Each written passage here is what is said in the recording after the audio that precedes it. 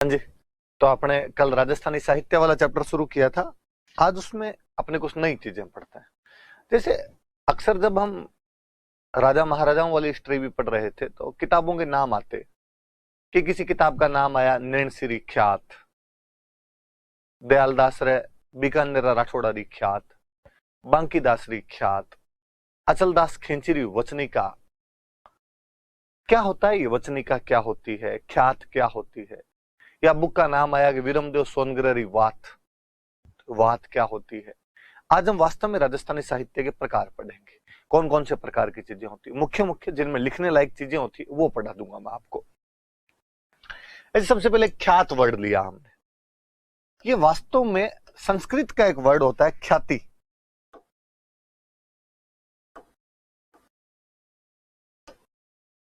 संस्कृत का एक वर्ड है ख्याति, उससे बनता है। वो मार्कर नहीं है क्या दूसरे वाला? मिल गया। संस्कृत का एक वर्ड होता है ख्याति। इस ख्याति से बना हुआ है अपना ख्यात। ख्याति का मतलब क्या हुआ? ख्याति का मतलब होता है लोकप्रियता, पॉपुलैरिटी, प्रसिद्धि।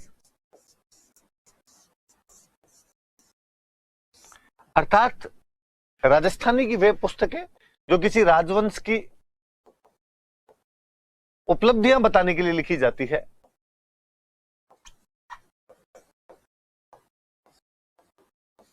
ख्यात कहलाती है। इनसे उस राजवंश की लोकप्रियता तथा प्रसिद्धि का पता चलता है।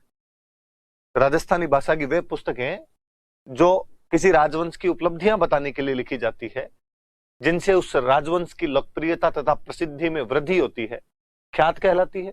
यह संस्कृत के ख्याति शब्द से बना है, जिसका अर्थ ही होता है लोकप्रियता या प्रसिद्धि। कब लिखनी शुरू हुई, क्या होती है? कहते अकबर ने अपने टाइम में एक बुक लिखवाई थी, अकबरनामा। फारसी में जिनके पीछे भी नामा लगे हुए मिलते हैं, इसका मतलब ये जीवनी है। अपने राजस्थानी में चरित लिखा हुआ है तो जीवनी है, फारसी में नामा लिखा हुआ है तो जीवनी है। अकबरनामा मतलब अकबर की जीवनी, बाबरनामा मतलब बाबर की जीवनी, हुमायूं नामा मतलब हुमायूं की जीवनी, आलमगीर नामा मतलब औरंगजेब की जीवनी। तो अकबरनामा जब अकबर लिखवा रहा था, तब उसने कहा कि भाई अपना हिंदुस्तान में कहां कहां राज्य है, उन राज्यों का इतिहास भी इसके अंदर लिखा जाना चाहिए, उन चीजों के बारे में भी जानकारी हो। तो वो इतिहास कैसे मंगवाया जाए? तो उसने राजाओं को कहा कि भाई अपने अपने राज्यों का इतिहास भी लिख कर भेजो, ताकि उनको अकबरनामा के अंदर मेंशन करवाया जा सके। इसलिए सब राजाओं ने उस समय ऐसी किताबें लिखवानी शुरू की थी, जिनसे उनके राजवंश की उपलब्धियों का पता चल सके। तो ख्यात लेखन का आरंभ अकबर से माना जाता है। कहते अकबर के टाइम में ख्यातें लिखी जानी शुरू हुई थी, ख्यात लेखन प्रारंभ होता है। ख्यात दो प्रकार की हो सकती है, टू टाइप्स। एक को बोलते हैं संलग्न ख्यात,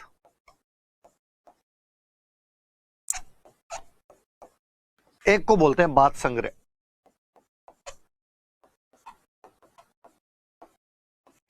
जब ख्यात में कंटिन्यूटी हो, इस राजा से लेके इस राजा तक की है, तब तो संलग्न ख्यात है। और कंटिन्यूटी नहीं हो, बीच बीच में से फुटकर चीजें उठाई गई हो, किसी राजा के बारे में कोई एक घटना लिख दी, फिर किसी राजा के बारे में कोई एक घटना लिख दी, तो वो बात संग्रह है। जैसे दयालदास वाली जो ख्यात है, वो संलग्न ख्यात है। कि जब हम कहते हैं कि उसमें राव बीका से लेकर सरदार सिंह तक का वर्णन मिलता है, लगातार है, निरंतरता है, तो संलग्न ख्यात है। नैणसी वाली ख्यात और बांकीदास जी वाली ख्यात, दोनों जो ख्यातें हैं वो बात संग्रह है, लगातार नहीं है किसी राजा से लेके, बीच बीच में अलग अलग राजाओं के बारे में जानकारियां हैं, कि किसी राजा के बारे में कोई एक जानकारी, किसी राजा के बारे में कोई दूसरी जानकारी, पर इतिहास की जानकारी देती है। बेसिकली ख्यात जो होती है वो पॉलिटिकल हिस्ट्री बताती है, राजनीतिक इतिहास जानने का मुख्य स्रोत है।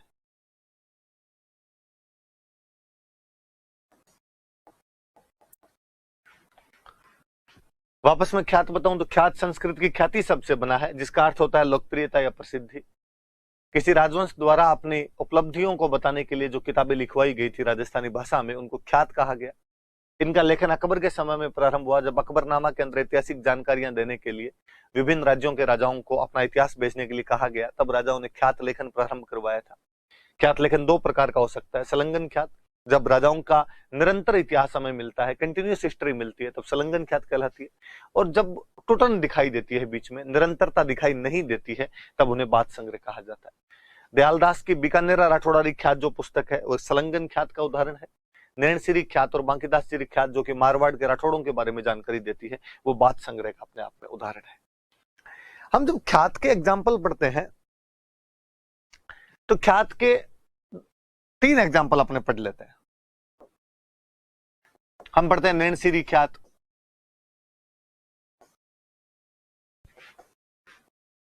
और हम कहते हैं राजस्थान की पहली ख्यात है। हो सकती है इससे पहले लिखी गई हो, पर अपने को अभी तक मिली नहीं है। कहां पड़ी है, क्या पड़ी है, उनके बारे में अपने ज्यादा बातें जानते नहीं है। बांकीदास जी ख्यात,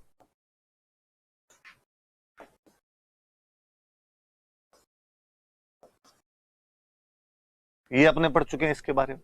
बीकानेर राठौड़ारी ख्यात अभी मैं वर्णन कर ही रहा था।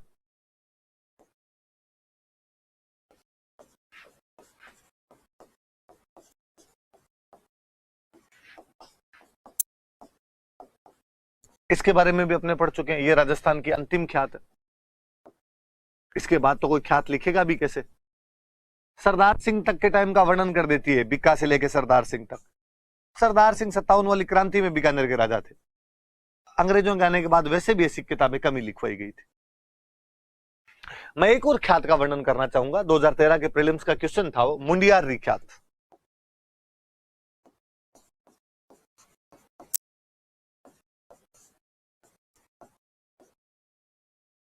जब हम कहते हैं नैणसी ख्यात किसने लिखी, आप कहते हो नैणसी ने। बांकीदास जी ख्यात किसने लिखी, आप कहते हो बांकीदास जी ने। बीकानेर राठौड़ा ख्यात किसने लिखी, आप कहते हो दयालदास ने।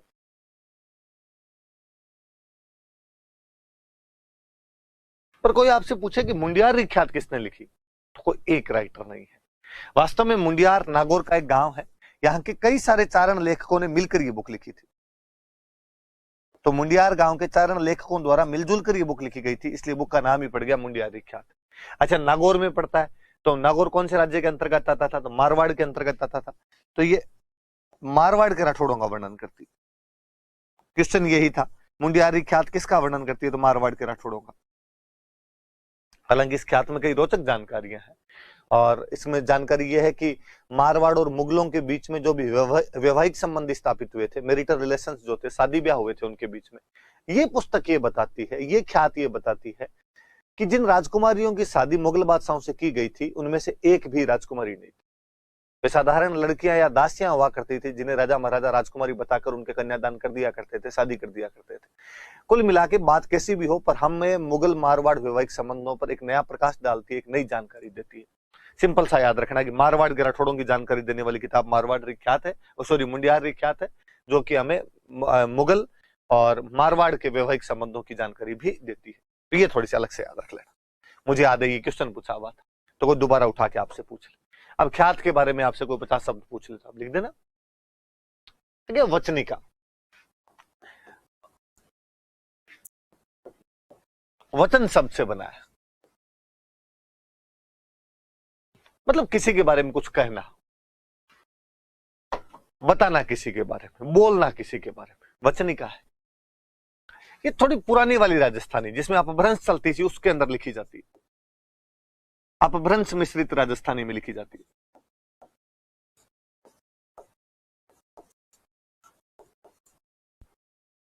चंपू स्टाइल है ये, गद्दे और पद्य दोनों का प्रयोग किया जाता है।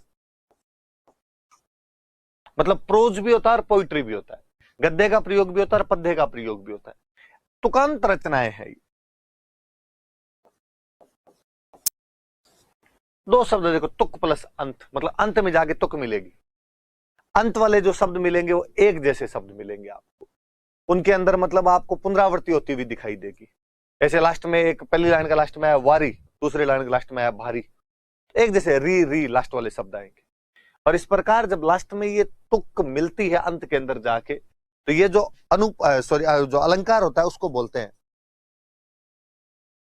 अंत्यनाउप्रास। अनुप्रास जो अलंकार होता है, अनुप्रास अलंकार ये होता है कि किसी वर्ण की बार बार आवृत्ति होती है तो वो अनुप्रास अलंकार होता है। और यदि अनुप्रास अलंकार के अंत के अंदर जो लाइनें हैं उनमें तुक भी मिलती है तो उसको अंत्यनु अनुप्रास बोलते हैं। तो ये 4-5 बातें याद रखनी है कि वचनिका संस्कृत के वचन शब्द से बना है, जिसका मतलब होता है वर्णन करना। ये अपभ्रंश मिश्रित राजस्थानी के अंदर लिखी जाती है, ये गद्य तथा पद्य दोनों के अंदर लिखी जाती है। ये तुकांत रचनाएं होती है जिनमें अंत्यनुप्रास का प्रयोग किया जाता है। वचनिका के 2 अच्छे उदाहरण है अपने राजस्थान में। एक उदाहरण हम पढ़ चुके हैं, शिवदास गार्डन की एक बुक है अचलदास खिंचिरी वचनिका, मैंने शायद पहले बता दी होगी। अचलदास खिंची जो कि गागरोन के राजा थे, जो कि मशहूर संत पिंपा के छोटे भाई थे। 1423 में मालवा के सुल्तान होसंग शाह ने जब आक्रमण किया था तो गागरोन के अंदर पहला साका इन्हीं के नेतृत्व के अंदर किया गया था। तो वो जो अचलदास खिंची है, कुंभा की बहन लाला मेवाड़ी के साथ में इनकी शादी हुई थी, तो कुंभा के दामाद थे एक तरीके से। तो अचलदास खिंचिरी वचनिका जो है वो शिवदास गार्डन ने लिखी थी। अचलदास खिंची गागरोन के एक बड़े राजा हुए हैं, उन पर यह पुस्तक लिखी गई। एक और बहुत अच्छी सी बुक है, जग्गा खिड़िया राइटर है,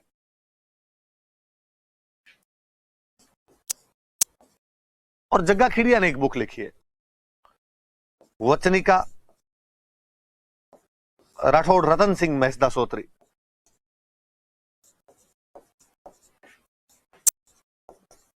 वचनिका राठौड़ रतन सिंह महसदा सोत्री।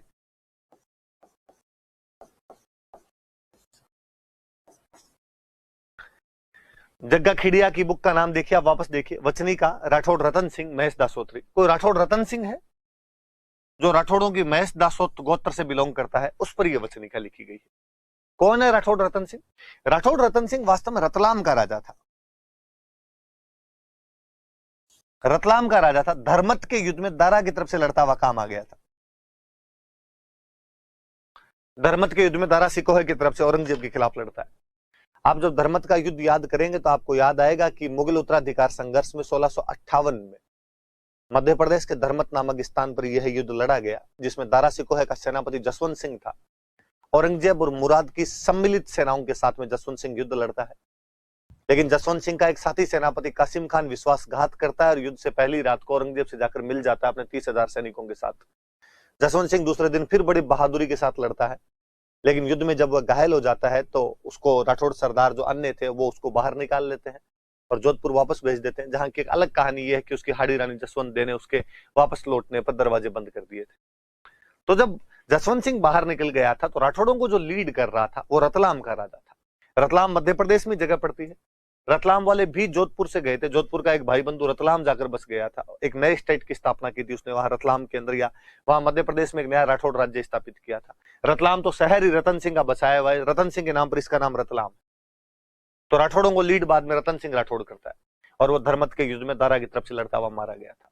उस रतन सिंह राठौड़ की बहादुरी पर, रतलाम के उस राजा की बहादुरी पर, धर्मत के योद्धा की उस बहादुरी पर जग्गा खिड़िया ने जो बुक लिखी है उस बुक का नाम है वचनिका राठौड़ रतन सिंह महेश दासोत्री। राठौड़ों की गोत्र है महेश दासोत, तो महेश दासोत गोत्र से बिलोंग किया करता था। धर्मत के युद्ध में लड़ता हुआ मारा गया था, रतलाम का राजा था। रतलाम शहर का नाम इसी बंदे के नाम पर है। 2 प्रमुख वचनिका है। तो कोई वचनिका पूछ ले कि 50 शब्दों में वचनिका बताइए, तो आप बता देना ये संस्कृत के वचन शब्द से बना है जिसका अर्थ होता है वर्णन करना, टू डिस्क्राइब। ये अपभ्रंश मिश्रित राजस्थानी में लिखी जाती है, जिसमें गद्य तथा पद्य अर्थात चंपू शैली का प्रयोग किया जाता है, जिसमें प्रोज और पोइट्री दोनों होती है ना, उसको चंपू कहते हैं। इसमें ये तुकांत रचनाएं होती है, मतलब लास्ट में जाके 2 शब्द है वो एक जैसी मात्राओं वाले होंगे और इसको हम अंत्यानुप्रास बोलते हैं, तो इसमें अंत्यानुप्रास का प्रयोग किया जाता है। शिवदास गार्डन ने गागरोन के राजा अचलदास खिंची की वचनिका लिखी। जग्गा खिड़िया ने रतलाम के राजा रतन सिंह राठौड़ पर वचनिका राठौड़ रतन सिंह महेश दासोत्री लिखी, जो धर्मत के युद्ध में दारा की तरफ से राठौड़ों की सेना का नेतृत्व करते हुए लड़ते हुए मारा गया था। तो ये सारी बातें याद रखना भाई। एक दवावेत मैं एग्जैक्टली वचनिका की तरह है।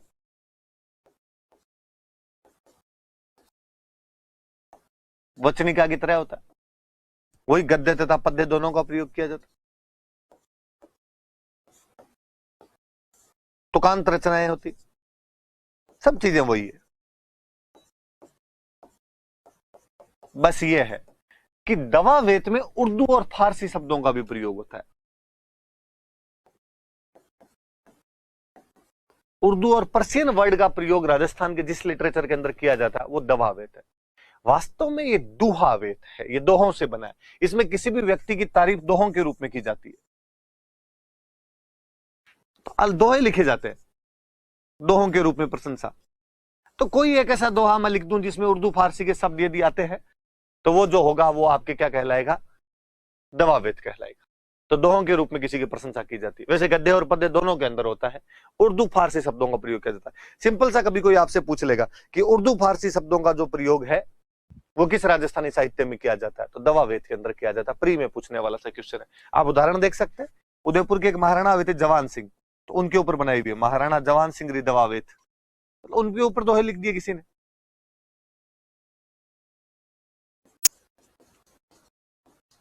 जयपुर वाले राजा जयसिंह हुए, तो इन पे किसी ने लिख दी राजा जयसिंह रा दवा वेत।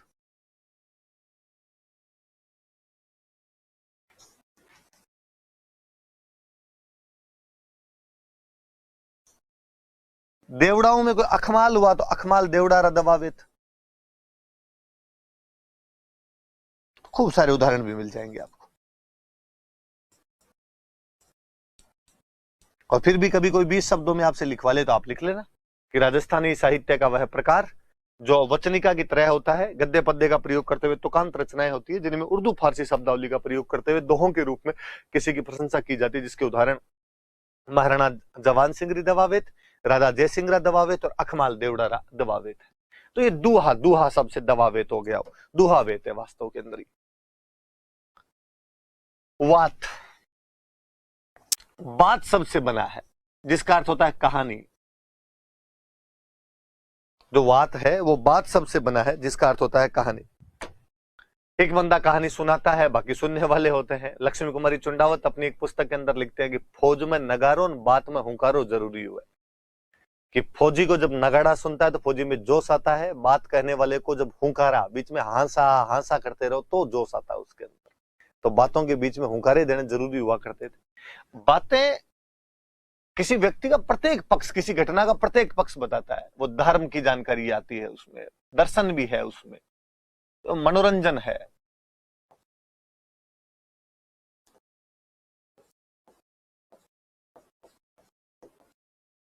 उसमें इतिहास है। तो ऐसी रचनाएं जो व्यक्ति के जीवन के प्रत्येक पक्ष, युद्ध, धर्म, दर्शन, मनोरंजन, इतिहास आदि का वर्णन करती है, वो वात कहलाती है। वात शब्द बात से बना है। बात का मतलब होता है कहानी। इसमें किसी व्यक्ति के बारे में, अक्सर जो बात होगी उसके सब्जेक्ट दो होंगे मुख्यतः, या तो युद्ध से संबंधित बातें मिलेगी अपने को राजस्थान में, या प्रेम। कि भाई आप वैसे भी देख लो, कहानियां दो ही प्रकार की हो सकती है। फिल्मों वाली सी बात है, पहले कहते हैं फिल्में कौन सी, या तो फिल्में जिनमें डिसुम डिसुम है, या वो फिल्में जिनमें रोमांस है। या तो संजय दत्त टाइप वाली मूवी हुआ करती थी, या शाहरुख खान टाइप की मूवी हुआ करती थी। तो या तो युद्ध संबंधित बातें हो सकती है या प्रेम संबंधित बातें हो सकती है। एक उदाहरण मैंने आपको बताया था पद्मनाभ का, वीरमदेव सोनग्रा री बात।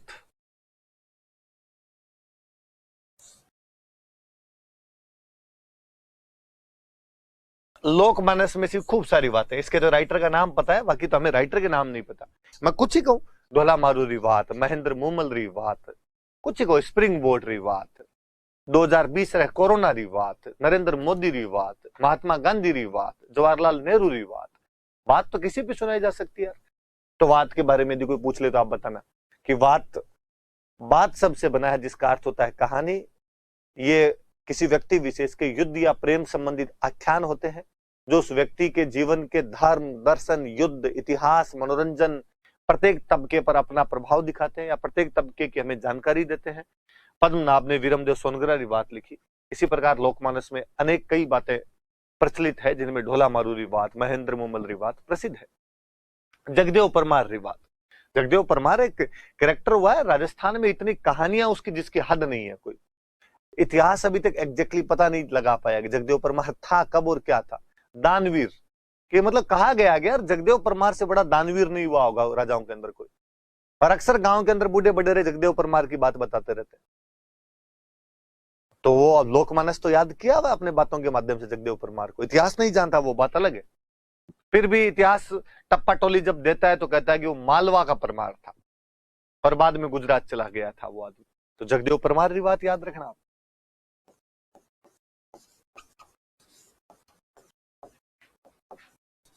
जगदेव परमार की बात के बारे में बता देना भाई। मुझे याद है एक बार 2013 या 12 के मेंस में क्वेश्चन आ गया था, ख्यात तथा वात में अंतर स्पष्ट कीजिए। अब आप बता सकते हैं? अपने बाकायदा ख्यात के बारे में आप लिखेंगे, उदाहरण देते हुए समझाएंगे, 60-70 वर्ड उनके हो जाएंगे। वात के बारे में लिखेंगे 40-50 वर्ड इधर लिख देंगे आप, 100-110 वर्ड का तो आंसर बना ही लेंगे अपना आप। कोशिश करना आप बनाने की। पर्ची सिंपल से शब्दों में मैं कहूं तो संतों की जीवनी है।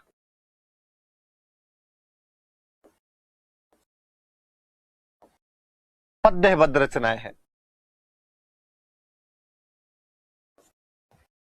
जो संत हुए उनकी जीवनी जो अपने को मिलती है वो पर्ची है, पद्यबद्ध रचनाएं हैं।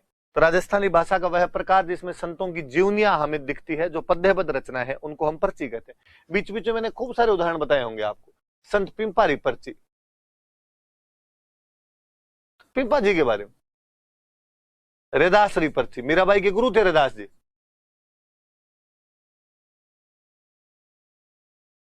मीराबाई री पर्ची।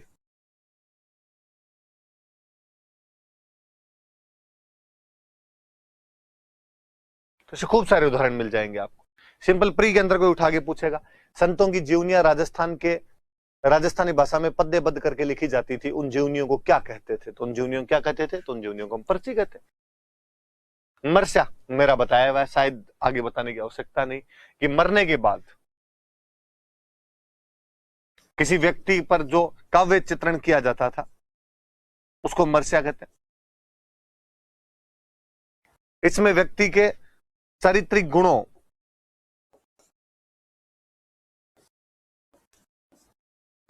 उसके जीवन की घटनाओं की जानकारी होती।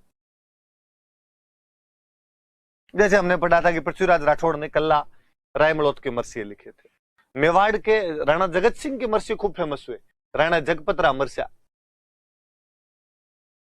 कोई पूछे राणा जगपतरा मरसिया किसके हैं? तो मेवाड़ के राणा जगत सिंह प्रथम के हैं भाई, जगपतरा मरसिया।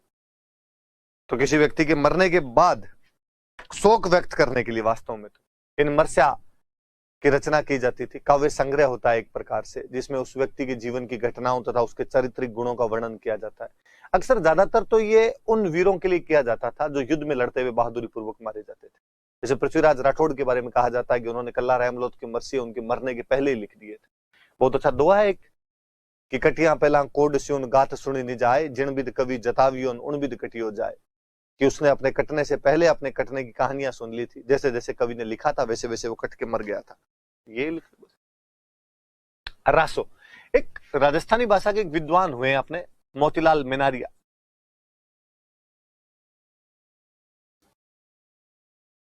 मोतीलाल मेनारिया कहते हैं राजस्थानी की वे रचनाएं जिसमें किसी कीर्ति, युद्ध, विजय, वीरता की जानकारियां हो, रासो कहलाती। राजस्थानी भाषा की वे रचनाएं जिनसे किसी व्यक्ति के कीर्ति, युद्ध, विजय तथा वीरता का वर्णन हो, उनको क्या कहा जाता है? तो उनको रासो कहा जाता है। ऐसा किसने कहा है? मोतीलाल मेनारिया। याद रखना नाम भी, कोई डायरेक्टली उठा के पूछ लेगा किसके अनुसार किसी व्यक्ति के कीर्ति, युद्ध, विजय, वीरता का वर्णन रासो कहलाता है, तो किसके अनुसार है ये? मोतीलाल मेनारिया के अनुसार। रासो के खूब सारे एग्जाम्पल है अपने पास में। जैसे यदि मैं बताऊं आपको तो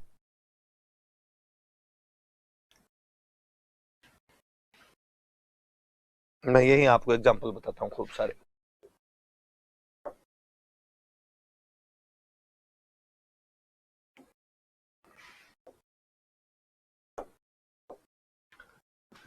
ऐसे बीच में कुछ एक दो हमने पढ़े होंगे, बाकी वाले मैं समझाता हूं आपको। देखिए कौन कौन से। एक चंद बरदाई, जो किताबें आ गई वो भी मैं वापस एक बार रिकॉल करवा दूंगा आपके, बाकी हम नहीं भी पढ़ लेंगे।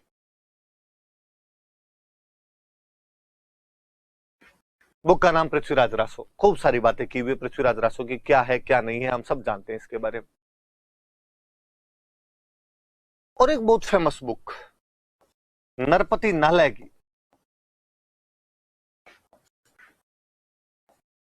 बिसल देव रासो।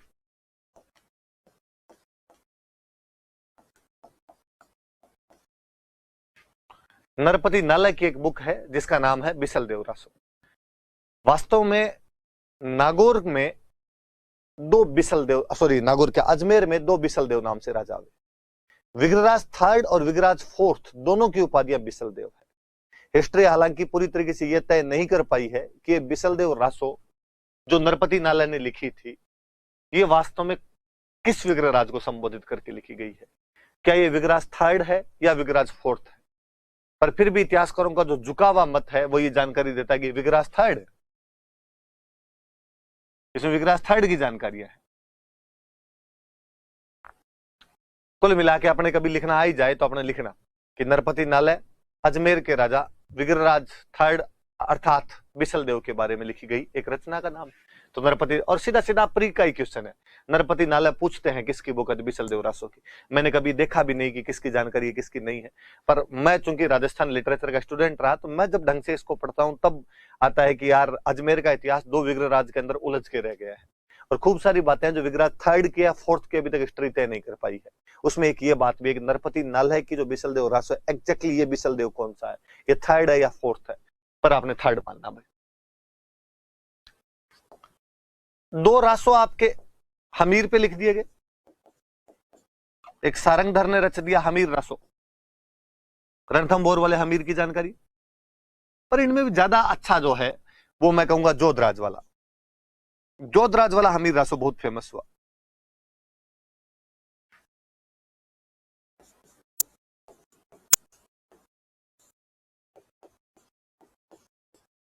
जहां तक मुझे याद आता है मैंने शायद एक और बताया होगा आपको, गिरधर आसिया की एक बुक बताई होगी,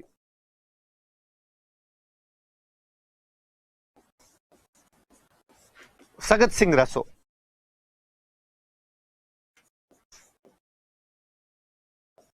महाराणा राज सिंह जो उदयपुर के महाराणा थे, मेवाड़ के महाराणा थे, उनके दरबारी विद्वान हुआ करते थे गिरधर आसिया, और गिरधर आसिया ने बुक लिखी थी सगत सिंह रासो, और सिंह भी नहीं लिखा हुआ एग्जैक्टली इसके अंदर, तो ये है सगत सिंह रासो है। ये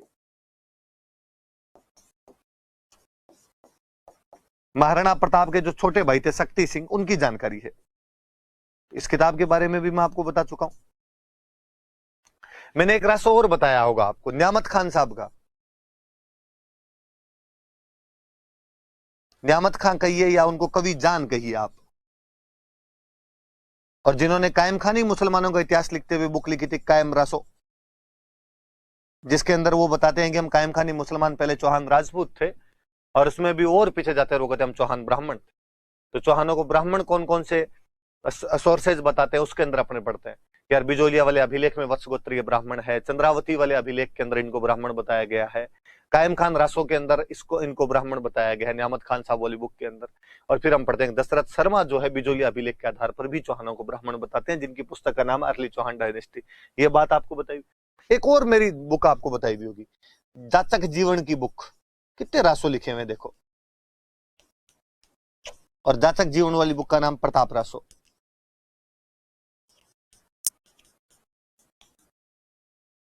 प्रताप रासो। और मैंने बताया होगा कि अलवर वाले प्रताप सिंह के बारे में है, जिसने अलवर रियासत की स्थापना की थी। माचेडी का जो सामंत था, जागीरदार था, जो 1774 में मुगल बादशाह शाह आलम सेकंड की सहायता से अलवर को एक नई रियासत बना लेता है, उसके बारे में प्रताप रासो जाचक जीवन में लिखी थी। ये कुछ रासो है जिनके बारे में हमने यत्र तत्र कहीं ना कहीं पढ़ा है।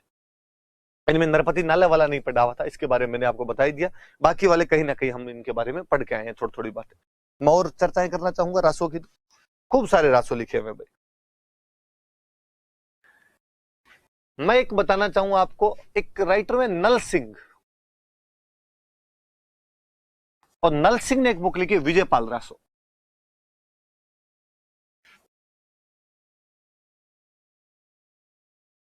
नल सिंह और नल सिंह की बुक का नाम है विजयपाल रासो। ये विजयपाल कौन था? तो मैं कहूंगा बयाना का राजा था, मथुरा के सूरसेन शाखा से बिलोंग। तो 1040 ईस्वी में बयाना को अपनी राजधानी बनाता है।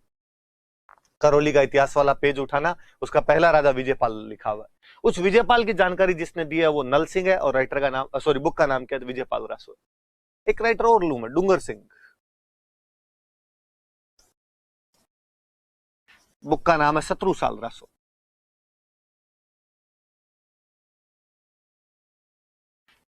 ये शत्रु साल कौन थे? तो ये बूंदी के राजा थे शत्रु साल। इन बूंदी के राजा शत्रु साल पर जो बुक लिखी हुई है उस बुक का नाम शत्रु साल रासो है। तो विजयपाल बयाना का यदुवंशी जादौन राजा था, शत्रु साल बूंदी का हाड़ा चौहान है। एक बुक का नाम और लू मैं, तो एक राइटर का नाम है दलपत विजय, और दलपत विजय ने एक बुक लिखी खुमान रासो।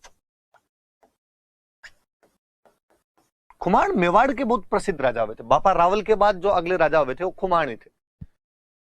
तो खुमान रासो उस खुमान को केंद्रित करते हुए लिखी हुई है, पर वास्तव में इसमें बापा रावल से लेकर राज सिंह तक की हिस्ट्री है। तो मेवाड़ का इतिहास बताती है। कोई कहे खुमान रासो है, वो कहां की हिस्ट्री बताती है? तो मेवाड़ की हिस्ट्री बताती है। एक और बुक, राइटर का नाम दयाल, बुक का नाम राणा रासो। दयाल ने बुक लिखी राणा रासो नाम करके। ये जो है ये बापा रावल से जयसिंह तक की जानकारी देती है। वही मेवाड़ की। एक राइटर का और ज्यादा इंपॉर्टेंट नाम मैं लेना चाहूं, कुंभकर्ण सांधु।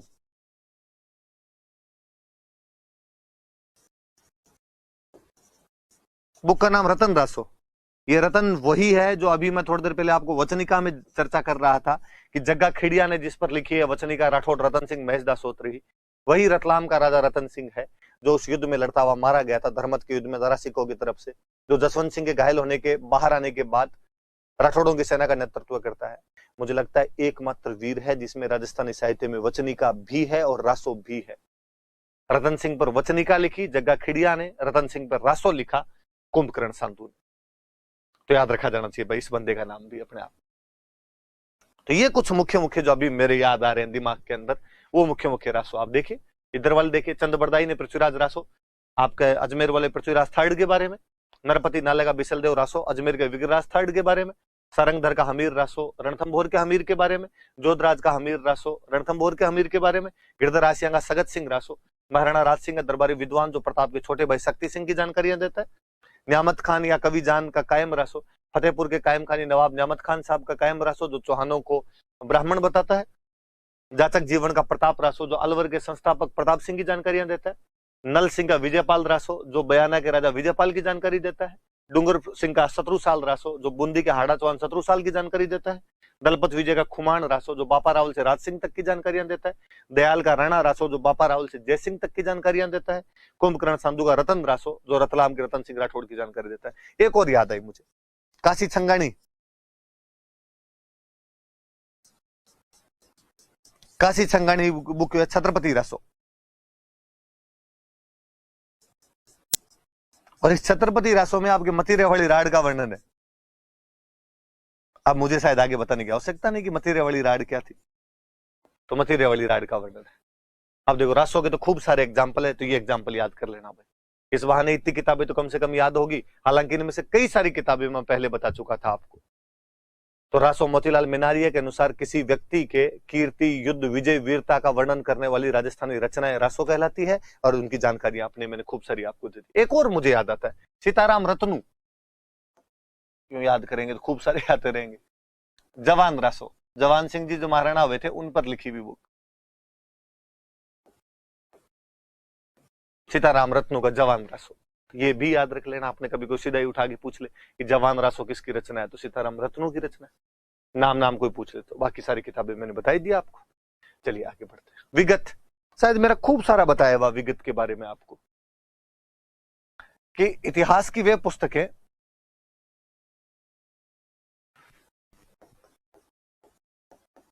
जो बेसिकली प्रशासनिक, सामाजिक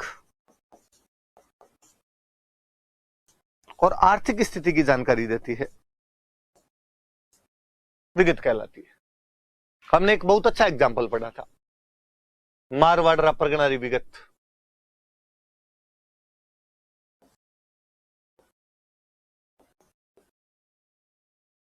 या इसी किताब का हमने एक नाम और पढ़ा था, मारवाड़ गजट या मारवाड़ का गजट। मोहनोत नैन्सी की एक पुस्तक है, जो परगनों की आबादी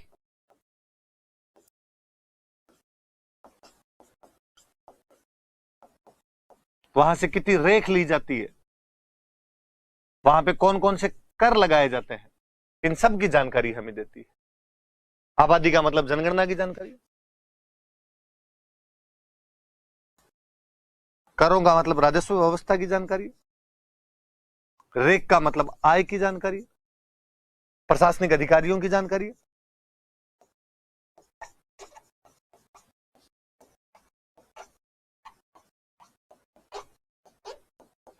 ये विगत राजस्थानी इतिहास की वे ग्रंथ जिनसे किसी विषय की प्रशासनिक, सामाजिक और आर्थिक जानकारियां हमें प्राप्त होती है, विगत कहलाती है। विगत के ये कुछ एग्जाम्पल मैंने आपको बता दिए कि वो सामाजिक और आर्थिक इतिहास जानने का उपयोगी साधन है। साखी, वास्तव में शब्द बना है साक्षी से। संतों द्वारा अनुभूत ज्ञान जब दोहों के माध्यम से प्रकट किया गया, संतों ने जिस नॉलेज को, जिस ज्ञान को अनुभूत किया था, फील किया था, उनको जब उन्होंने प्रकट किया, उपदेश दिए दोहों के माध्यम से, वो साखियां हैं। कबीर की साखियां बहुत फेमस रही है।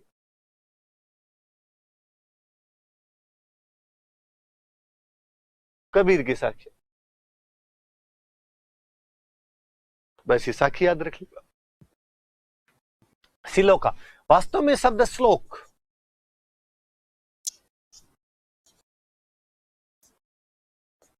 श्लोक से बना है। साधारण पढ़े लिखे लोगों द्वारा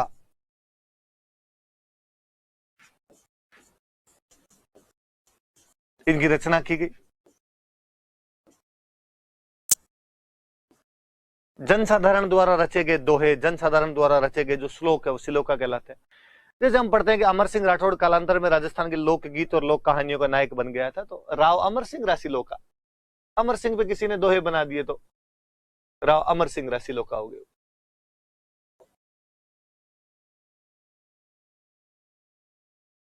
ये भाई राजस्थानी के मुख्य मुख्य से प्रकार हो गए। और भी होते हैं, आप प्रकाश ले सकते हो, रूपक ले सकते हो, वैली ले सकते हो, पर वो ले दे के यही बातें रिपीट हो जाती है। प्रकाश किसी व्यक्ति विशेष के जीवन पर प्रकाश डालती है, रूपक किसी व्यक्ति विशेष के जीवन का चरित्र चित्रण करती है, वैली अपने आप में एक छंद होता है, तो वैली छंद के अंदर जो लिखी जाए वैली हो जाती है। तो उनमें कोई ज्यादा बातें नहीं थी, इसलिए मैंने लिखी नहीं। बाकी जो चीजें मैं जिनमें बताने वाली बातें थी, जिनमें 20 शब्द 50 शब्द बन सकते हैं, वो मैंने आपको सारे बता दी, विद एग्जाम्पल बता दिया आपको। एक नया टॉपिक है राजस्थान की बोलियां। मैं इससे पहले मैं थोड़ा सा मैं समझाना चाहूंगा आपको।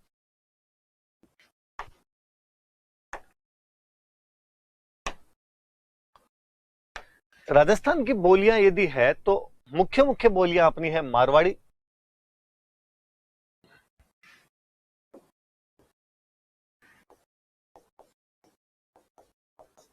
मारवाड़ी, फिर दूसरी बोली है ढूंढाड़ी, फिर है आपकी वागड़ी, फिर उसके बाद में आपकी मेवाती,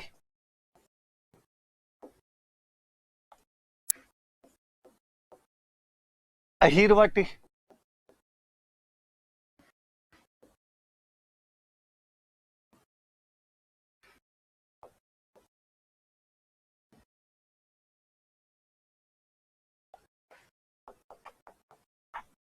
वागड़ी, अच्छा वागड़ी तो लिख ली, मालवी,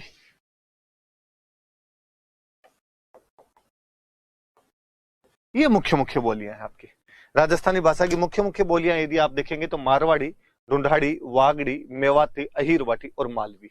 बाकी जितनी भी और बोलियां वो इनके प्रकार है, इसके अलावा कुछ भी नहीं। जैसे मैं मारवाड़ी के प्रकार ढूंढूंगा तो मैं मारवाड़ी के प्रकार में कहूंगा कि मेवाड़ी, जी हाँ, मेवाड़ी मारवाड़ी का एक प्रकार है, इसके अतिरिक्त कुछ ही नहीं है। मैं और कहूं तो मैं कह दूं शेखावाटी, मैं कह दूं देवड़ा वाटी, मैं कह दूं एक खेराड़ी, थड़ी, कहूं दाटी,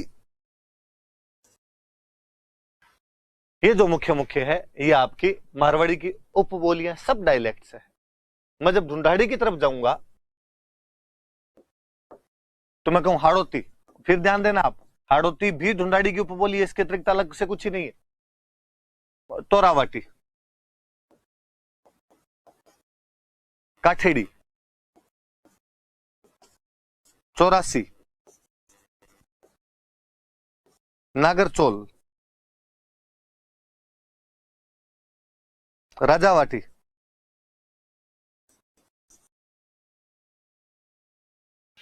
ये आपके ढूंढाड़ी की उपबोलियां मिल जाएगी।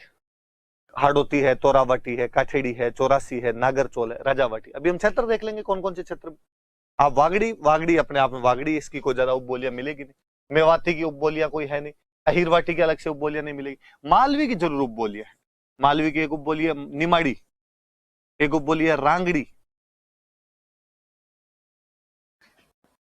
अब ये देख लेना थोड़ा सा, ये मानचित्र थोड़ा दिमाग में रहना चाहिए ताकि प्रीलिम्स में यदि कोई क्वेश्चन आ जाए तो गलत नहीं हो जाए।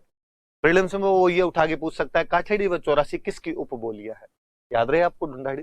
वो पूछेगी खेराड़ी और थली किसकी उपबोलियां है, तो आपको याद रहेगी मारवाड़ी की। बड़े तौर पे यदि लेखन वगैरह किसी भाषा के अंदर अपने ज्यादा हुआ तो मारवाड़ी के अंदर ज्यादातर लेखन हुआ, फिर मेवाड़ी के अंदर भी लेखन हुआ, ढूंढाड़ी में भी है, हाड़ोती में भी है। जैसे एक एक एक इसमें और मारवाड़ी के बोली और गोड़वाड़ी, तो गोड़वाड़ी में भी अपने को लेखन मिल जाएगा। तो थोड़ा थोड़ा अलग भाषाओं के अंदर सब में मिल ही जाता है, पर बड़े तौर में ज्यादातर जो लेखन है वो अपना किसके अंदर हुआ है, तो मारवाड़ी में हुआ है। तो मैं बोलियां भी मुझे लग रहा था यार इसके साथ ही मुझे बता देनी चाहिए। फिर अपना केवल वो किताबों वाला सेक्शन ही बचेगा कि किसने कौन सी किताबें लिखी, वो नाम याद करने और कोई उनमें बचेगा नहीं, समझाने वाली चीजें है नहीं। सबसे बड़ी जो बोली है वो मारवाड़ी है, पश्चिमी राजस्थान के अंदर बोली जाती है। बोली के अंदर हम क्या देखें तो हम कहें कि यार बोली में तो हम ये देख लें कौन से इलाके में है, तो पश्चिमी राजस्थान में लगभग पूरे के अंदर जो बोली जाती है वो आपकी मारवाड़ी है। तो जोधपुर, पाली, बाड़मेर, नागौर, बीकानेर, सिरोही, जैसलमेर, और भी आप आसपास का कोई इलाका लेना चाहें तो ले सकते हैं। लगभग पूरे पश्चिमी राजस्थान के अंदर मारवाड़ी ही बोली जाती है। उद्यो तंसूरी जिसको मरु भाषा बताते हैं वो ये मारवाड़ी ही है। अब इसमें रचनाएं किसकी लिखी गई, मीराबाई की जो सभी साहित्यिक रचनाएं हैं वो इस मारवाड़ी के अंदर है। मैंने कहा था कि कन्हैयालाल सेठिया कह रहे थे कि मीरा कहेगी बिन मानो भाषा राजस्थानी, वो मारवाड़ी के अंदर इतना बड़ा साहित्य रच के गई है, और वो हमारी जो प्राचीन मारवाड़ी है वो राजस्थानी है, इसके अतिरिक्त और कुछ ही नहीं। जिसमें हम पढ़ते हैं कि वो गीत गोविंद के पद लिखती है, वो पदावलियां लिखती है, रुक्मणी मंगल लिखती है, सत्य भामानु रूसणो लिखती है, नरसी जीरो मायरो लिखती है, नरसी जीरी हुंडी लिखती है, खूब सारी रचनाएं लिखती है शिव। ढोला मारू दुआ, ढोला मारू राजस्थान की कैसी प्रेम कहानी है, इस पे सर्वत्र लिखा गया, खूब ज्यादा लिखा गया, हमने खूब ही लिखा उस पे। ढोला मारू दुहा जो बुक है ये वास्तव में कवि कल्लोल की लिखी हुई बुक है। याद रहे कि कवि कल्लोल ने कौन सी बुक लिखी, तो ढोला मारू दुहा नाम की बुक लिखी। वेली कृष्ण रुक्मणी री बताने की आवश्यकता नहीं, बीकानेर का पृथ्वीराज राठौड़ लिखता है। राजिये रे सोरठे, मुझे लगता है कल मैंने खूब सारे बता दिए थे, कृपाराम जी खिड़िया ने इनके बारे में लिखा है। तो ये सारी बातें होगी आपकी, बोली मारवाड़ी है, कौन से क्षेत्र में बोली जाती है, कौन कौन सी रचनाएं इसके अंदर अपने को मिलती है, तो ये सारी हो जाएगी। मेवाड़ी मारवाड़ी की उप बोली है। उदयपुर, भीलवाड़ा, राजसमंद, चित्तौड़, जिसको आज आप मेवाड़ कहते हो, तो मेवाड़ वाले इलाके में बोली जाती है। बेसिकली चित्तौड़ और उदयपुर के आसपास वाले इलाके की भाषा है, फिर थोड़ा थोड़ा टच सब क्षेत्रों में आ ही जाता है। कुंभा की कीर्ति स्तंभ प्रशस्ति में अपने को कई लाइनें मेवाड़ी के अंदर देखने को मिलती है। लक्ष्मी कुमारी चुंडावत का जो लगभग साहित्य है वो मेवाड़ी के अंदर लिखा गया। मैं चुंडावत जी की बुक्स के नाम बताना चाहूंगा आपको। बुक्स का नाम है मांझल रात, कहानियां हैं अलग अलग। बुक का नाम है कह रहे चकवा बात।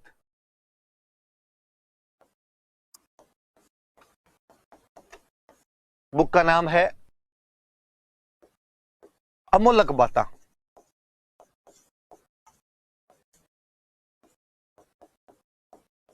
बुक का नाम है गिर ऊंचा ऊंचा गड्ढा।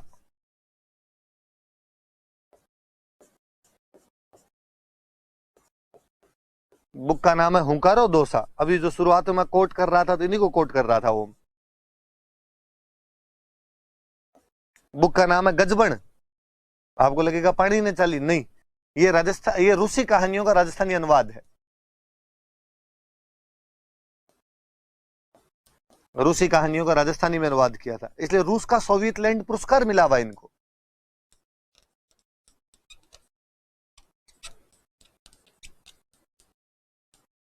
इन पर जीवनी लिखी गई थी, चुंडाओ जी पर जीवनी लिखी गई थी। जीवनी, इनकी जीवनी लिखने वाली महिला का नाम है फ्रांसिस टैफ्ट। और फ्रांसिस टैफ्ट ने इनकी जो जीवनी लिखी, उस जीवनी का नाम है फ्रॉम पर्दा टू पीपल।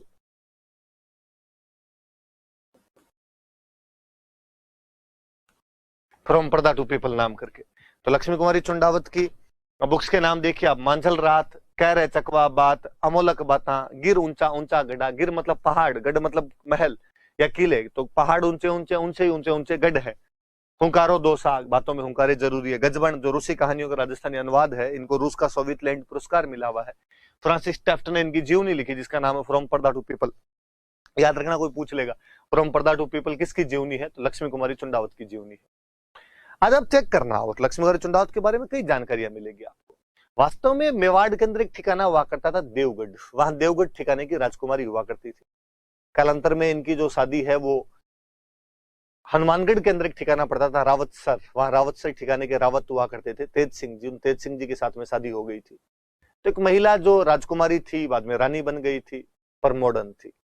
कहा जाता है कि जब देश आजाद हुआ था तब जयपुर में दो ही महिलाओं को कार चलाना आया करती थी, महारानी गायत्री देवी और रानी लक्ष्मी कुमारी चुंडावत।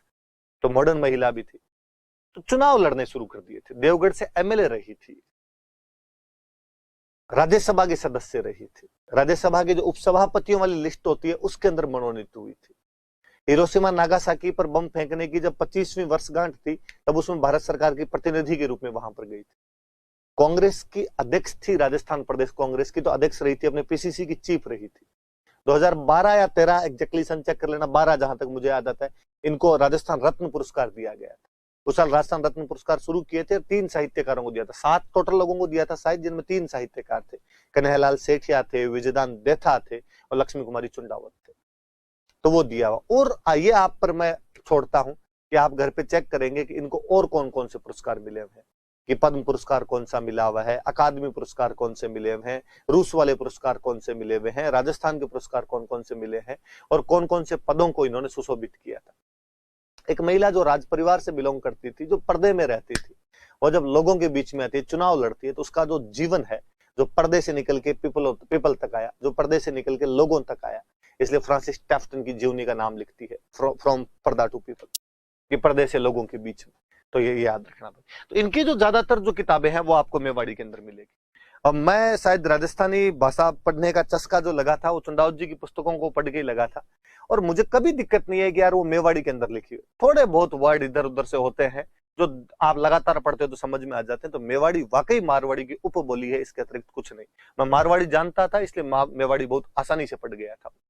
तो आप ये याद रखना थोड़ा सा इनके बारे में। तो चुंडावत जी का साहित्य मैंने बता दिया आप।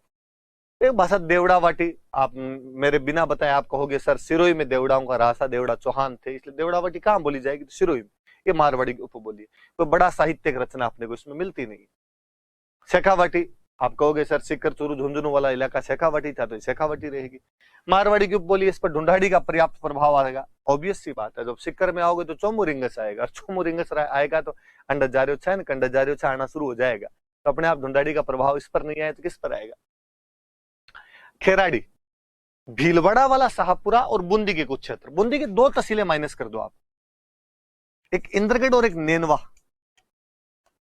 ये 2 तहसीलों को छोड़ के बाकी वाला जो इलाका है वो इसी के अंदर है। तो भीलवाड़ा का शाहपुरा और उसे टच करता हुआ आपके इंद्रगढ़ और नेनवा को छोड़ के जो बूंदी का बेल्ट है उसमें खेराड़ी बोली जाती है। ये भी मारवाड़ी की उपबोली है। अब मैं कहता हूं ये भीलवाड़ा और बूंदी के अंदर है, तो बूंदी की भाषा हाड़ौती, तो इस पर हाड़ौती का प्रभाव। भीलवाड़ा की भाषा मेवाड़ी, तो इस पर मेवाड़ी का प्रभाव। चूंकि मारवाड़ी की उपबोली है तो मारवाड़ी का प्रभाव दिखाई देगा ही अपने आप के अंदर, मारवाड़ी तो बोली है।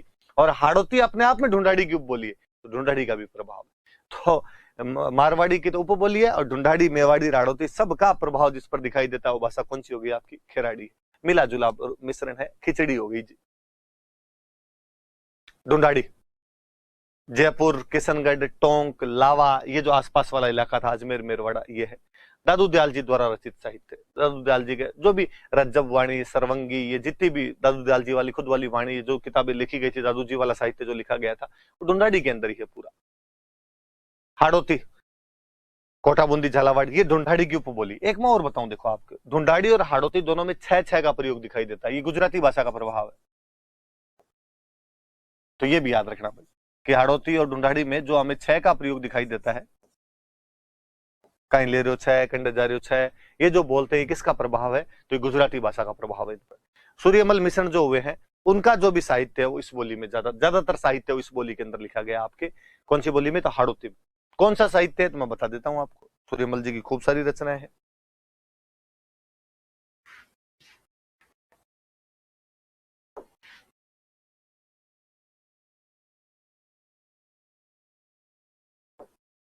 सूर्यमल जी की दो रचनाएं जो याद रखनी है आपको, शायद तक मैं वैसे बता भी चुका हूँ शायद, वंश भास्कर, बूंदी की स्त्री है, वीर सतसई, बलवंत विलास,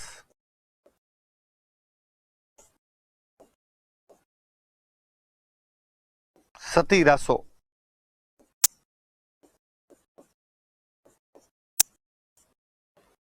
छंद मयूख, राम रंजाट,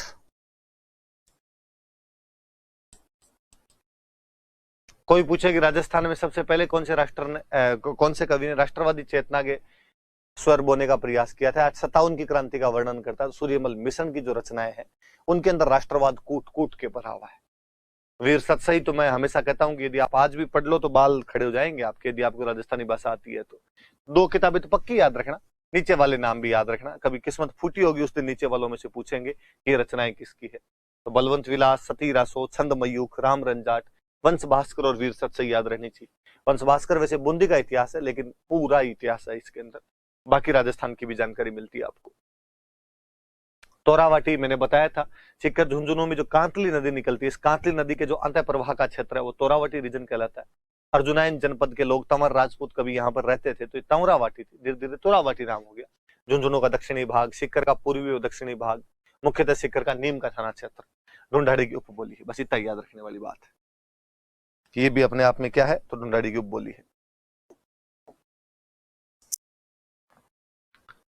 राजावटी जयपुर के पूर्वी भाग में राजावतों के गांव में, इसलिए राजावटी हो गई, ये भी ढूंढाड़ी की उपबोली है, वो मैंने शुरुआत में बताई दी। नागरचोल ढूंढाड़ी की उपबोली है, सवाई माधोपुर और टोंक वाले इलाके में बोली जाती है। लिखा है इसने सवाई माधोपुर का पश्चिमी भाग और टोंक का दक्षिणी व पूर्वी भाग, इन क्षेत्रों में जो बोली जाती है वो नागरचोल है, ढूंढाड़ी की उपबोली है। 84 भीलवाड़ा वाले शाहपुरा के अंदर जो बोली जाती है वो तो खेराड़ी, जयपुर वाले शाहपुरा में जो बोली जाती है वो 84 है। खेराड़ी मारवाड़ी की उपबोली है, 84 जो है वो ढूंढाड़ी की उपबोली है। शाहपुरा में तो है, टोंक का भी पश्चिमी भाग इसके अंदर आता है, तो वो थोड़ा सा याद रखना। वो जैसे शाहपुरा, भीलवाड़ा और बूंदी, ये कह दो शाहपुरा, जयपुर और टोंक का भी कौन सा भाग, तो पश्चिमी, उसमें बूंदी में इंद्रगढ़ और नेंदवा को छोड़ के। वागड़ी मेरा कई बार बताया हुआ, डूंगरपुर बांसवाड़ा आपने वागड़ कहलाता है, तो यहाँ पर जो होगी वो आपकी वागड़ी होगी।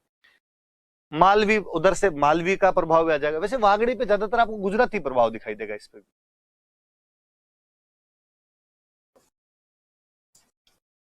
गुजराती प्रभाव दिखाई देता है, मालवी का प्रभाव भी दिखाई देता है। संत माऊ जी की साहित्यिक रचनाएं, चौपड़े, प्रेम सागर, मेघ सागर, शाम सागर, रतन सागर, अनंत सागर, जो चौपड़े 500 लिखे गए थे वो ढूंढाड़ी के अंदर है, सॉरी वागड़ी के अंदर है। और जॉर्ज अब्राहम गिरियर्सन है, वागड़ी भाषा के लिए भीली शब्द का प्रयोग करते हैं। ऑब्वियस सी बात है यार, वहां भील जनजाति ज्यादा रहती है तो भीली शब्द आएगा अपने आप में। मेवाती अलवर व भरतपुर के मेवात क्षेत्र में, मेव क्षेत्र है बेसिकली, अलवर में आपके रामगढ़, लक्ष्मणगढ़, किशनगढ़ वाला बेल्ट है, जो भरतपुर में आपकी डीग कुम्हेर वाला जो बेल्ट है, इस बेल्ट के अंदर जो भाषा है वो मेव लोग ज्यादा रहते हैं, तो वो मेवात है अपने आप में। चरणदास जी और लालदास जी ने जो अपना पूरा साहित्य लिखा है वो इसी के अंदर मिलेगा आपको। दयाबोध, विनय मलिका, दयाबाई वाली, सहजो प्रकाश, सहजोबाई वाली, सहज प्रकाश, सारी रचनाएं आपको मेवाती के अंदर ही मिलेगी। ब्रज का प्रभाव आना शुरू हो जाता, तो ब्रज का असर भी दिखाई देता है इस पर। मालवी, मालवा की जो बोली है, मध्य प्रदेश के मालवा क्षेत्र, तो अब मध्य प्रदेश के मालवा के अपने जुड़ता हुआ झालावाड़, तो झालावाड़ का दक्षिणी पूर्वी भाग, कोटा जिले के शाहबाद व छबड़ा तहसील, कोटा के 12 की हो गई है, कोटा 12। चित्तौड़ के भी टच करता है, चित्तौड़ जिले के पूर्वी भाग निम्बाहेड़ा में तथा प्रतापगढ़ जिले में बोली जाती है। साहित्यिक रचनाएं तो क्या है, ये तो गलती से लिख दिया गया, इस पे भी मारवाड़ी व ढूंढाड़ी दोनों का प्रभाव है। इस पर मराठी भाषा का प्रभाव भी दिखाई देता है, ये थोड़ा अलग से याद रख लें। तो मालवी पे मारवाड़ी ढूंढाड़ी का प्रभाव दिखाई देता है और मराठी का प्रभाव भी है। रांगड़ी, मालवा में जो राजपूत है उनकी जो भाषा है वो आपके रांगड़ी हो गई, ये भी मालवी की उपबोली है। निमाड़ी, ये मालवा से सटे हुए दक्षिणी राजस्थान वाले क्षेत्र में, ये मालवी की उपबोली है। मैं इसको दक्षिणी राजस्थानी भी कहना चाहूंगा कि दक्षिणी राजस्थानी है। शुरुआत में मैंने जो उपबोलियों वाला चार्ट बनाया उसके अंदर ये सारे नाम है, आप देखना उसमें। दक्षिणी राजस्थानी। गोडवाड़ी, जालोर के आहोर से पाली के बाली तक बोली जाती है। बिसलदेव रासो, नरपति नाले वाला बिसलदेव रासो की जिसकी हम बात कर रहे थे, गोडवाड़ी के अंदर। ये गोडवाड़ है, पाली जालोर, पाली का बाली से लेके जालोर के आहोर के बीच की भाषा है ये। अहीरवाटी, ये आप देख लो जयपुर में कोटपुतली से लेके और उधर आपके बहरोड तक, अलवर में बहरोड तक, इसके बीच का जो भी बेल्ट आता है वो बेल्ट आपके अहीर मतलब यादवों का इलाका है। अहीर ज्यादा रहते हैं, यादव ज्यादा रहते हैं वहां पे। राठ प्रदेश कहते हैं इसको, तो राठी भाषा कह दो, अहीरवाटी भाषा कह दो, यादवों की भाषा कह दो, कुछ ही भाषा कह दो। प्रचलन क्षेत्र बहरोड, मुंडावर, अलवर के इलाके। मैं नीमराणा जोड़ना चाहूँ, नीमराणा जयपुर का कोटपुतली वाला जो इलाका है। कवि शंकर राव ने भीम विलास नाम का एक सुंदर महाकाव्य रचा। भीम विलास जो है ये नीमराणा के एक सामंत हुए थे, भीम सिंह चौहान, उन पर है। तो नीमराणा के सामंत थे भीम सिंह जी, उन भीम सिंह जी पर लिखा हुआ है। तो नीमराणा के चौहानों की उपलब्धियां जानने का यदि कोई मुख्य स्रोत है तो शंकर राव की बुक है भीम विलास। हमीर रासो, जोधराज वाला जो हमीर रासो है, जोधराज जो थे वो नीमराणा के एक राजा चंद्रभान के दरबार में थे। नीमराणा के राजा चंद्रभान चौहान के दरबार में थे। आप चौहानों के दरबार में रहोगे तो चौहानों पे बुक लिखोगे, चौहानों में एक बड़ा राजा हमीर हुआ था, हमीर रासो लिखोगे, ओबीएस सी बात है, तो हमीर रासो लिखेगी। अलीबख्शी ख्याल, मैं इसके बारे में बताना चाहूंगा। ये देखो एक नाम आया मुंडावर, ऐसा कहते हैं कि ये चौहान पहले मुंडावर रहते थे, मुंडावर वाले चौहानों में से एक भाई बन गया मुसलमान, तो वो तो मुंडावर ही रह गया। एक भाई चला गया बाद में नीमराणा, तो वो नीमराणा में चौहान राजपूत हो गए वहां पर। तो मुंडावर और नीमराणा वाले भाई है, बस ये मुसलमान हो गए, वो उधर हिंदू हो गए, हिंदू रह गए। अलीबख्शी जो थे, अलीबख्शी जो थे, ये अलीबख्शी मुंडावर के नवाब साहब हुए, मुंडावर के नवाब थे।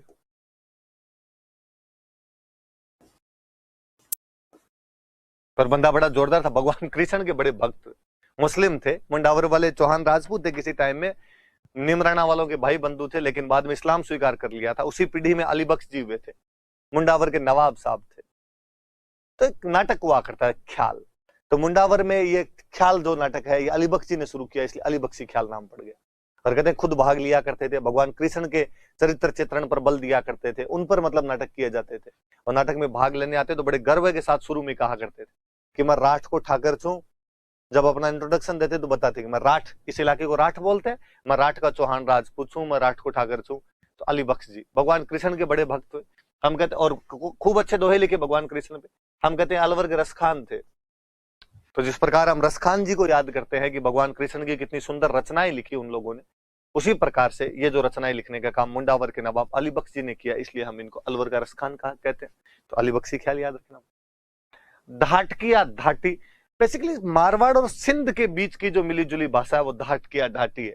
जैसलमेर के पश्चिमी भाग, बाड़मेर एवं पाकिस्तान में से सिंध के पूर्वी भाग में बोली जाती है, मारवाड़ी की उपबोली है। तो गलती से आ गया, ये भी मारवाड़ी की उपबोली, शुरुआत में मैंने बताई दी थी आप। थड़ी, बीकानेर जैसलमेर वाला नीचे वाला जो इलाका है ये थड़ी कहलाता है, ये भी मारवाड़ी की उपबोली। ये भाई आपके मुख्य मुख्य बोलियां, मुख्य मुख्य राजस्थानी भाषा के साहित्य के प्रकार, खूब सारी राजस्थानी भाषा की पुस्तकें बता दी। अब हम कल मैं पुस्तकें लूंगा सीधी सीधी, किस राइटर ने कौन सी बुक लिखी, उनमें कोई इंपॉर्टेंट बातें हुई तो मैं बता दूंगा, नहीं हुई तो नाम याद करने पड़ेंगे अपने पास, और कोई इलाज नहीं। तब तक इस लेसन को अच्छे से याद करना। Thank you.